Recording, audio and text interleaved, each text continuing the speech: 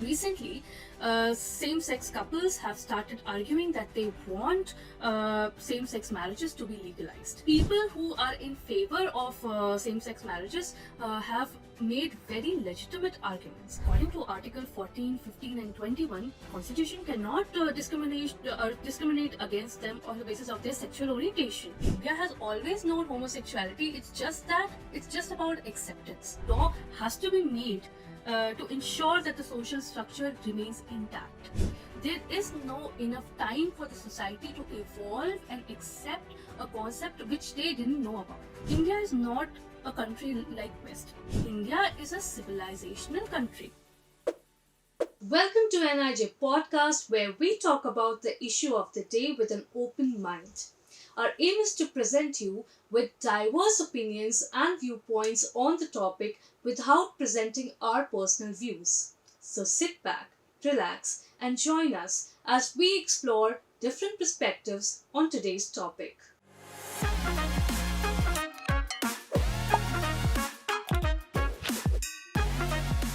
So, to begin with, what is marriage and why do people get married?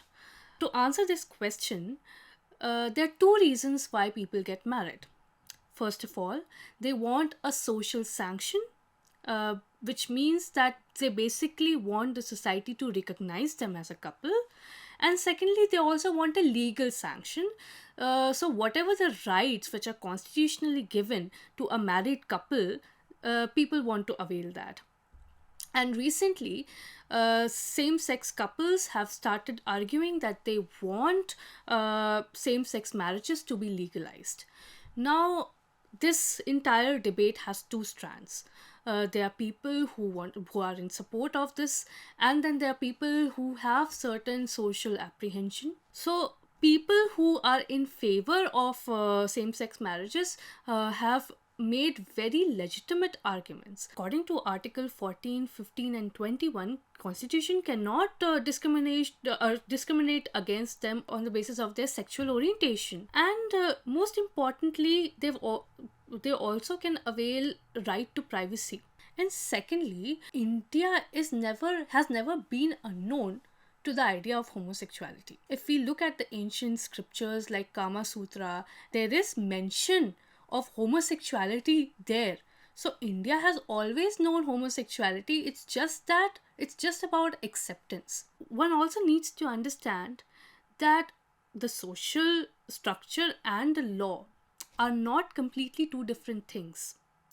Society cannot be in isolation from the legal changes that are taking place. There are going to be implications of the society, and the law has to be made to ensure that the social structure remains intact. There is no enough time for the society to evolve and accept a concept which they didn't know about. As I've already discussed, homosexuality has always been there. So there was an understanding of homosexuality, but the legal recognition of homosexuality is a very recent development. And that is why when we talk about homosexual marriages, it is going to be a very foreign concept. It's not a concept which has always been there. The acceptance of a homosexual couple requires an evolution of the society, which is not here. And India is not a country like West. If we look at it globally, the Eastern countries have not really legalized same sex marriages. It is only recognized in the US or in some parts of Europe, which have a completely different social structure, a completely different social history. India is a civilizational country. In India, a family is the base of social and economic production, and in the West, individual is the base of social and economic production, which is very different, very contrast. So in that kind of a scenario, in that kind of a situation, in that kind of a socio-political culture, if people want to say that we want to lead the life we want, we desire a certain kind of lifestyle, the state will give it to them because they have always evolved as an individual based society. But in India, the case has been different. Laws have been made for the family, for a group of people.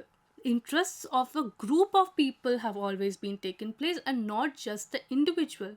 And in this case, in the case of same sex marriages, there's a general consensus among all the different religions that they don't want same sex marriages to be legalized. And other than that, there are a lot of social apprehensions around this very idea of how the society is going to evolve. Because currently we are living in a setup which is very much structured and guarded by the religious ideals and the idea of sanctity and the idea of us, a culturally stable society. But there is a social apprehension of a group of people that this legalization is going to lead into a society where, like US, where the very stability of the society is going to get disrupted. There will be concepts of gender fluidity, which is an opportunity for someone who want to learn and who want to understand why there's gender fluidity and what is gender fluidity. So just to give you a brief understanding of what is it, this there are biological, according to this understanding, there are biological male and female, and gender is something which is a social construct, like the idea of masculine qualities and feminine qualities are generated by the society. So we as individuals end up performing our genders like a theater artist perform a character, because there are certain characteristics which are associated with a male and certain characteristics which are associated with a female. And now, because these two things, the biological sex and the gender, are two different things, people have realized that they want to perform the gender that they really desire and not by the sex that they are born in. For example, if there's a male, if there's a biological male, and he might realize later in his life that he associates with the feminine qualities more and one day become a woman. So that is called gender fluidity, and that is a kind of practice which is very much prevalent in the US. So the people who have social apprehensions around the entire concept of homosexuality and the entire concept of same sex marriages have this fear, which is genuine if one looks at it, that our society will end up like their society, where there's presence of gender fluidity. There are two competing interests. One is a logical argument that is based on right to equality, according to which same sex couples should be allowed to get married. However, there's a competing social dynamic that society is structured in a particular way, and any change that has to come in the society must come from within. Now, the question is, how will these competing interests reconcile? The only place to reconcile these issues or multiple interests should be a place where social imperative is very strong, which is the parliament. Now, it does not mean that judiciary does not have the right or is subservient, but in cases like these, which has a vast social dimension, not just for now, but going forward in the decade, the parliament should be made responsible for making laws. There have been cases like these where there were competing social interests, and the parliament had taken a particular decision to advance a particular social cause, which on the face of it might have been contrary to the mandate of Article 14. But because the will of the people, which is reflected through their elected representatives, is such that we have to advance a particular social dynamic, and therefore we must take forward this policy. That's why, because the parliament represents the will of the people, the reconciliation of any important issue must be taken place in the parliament and not the Supreme Court.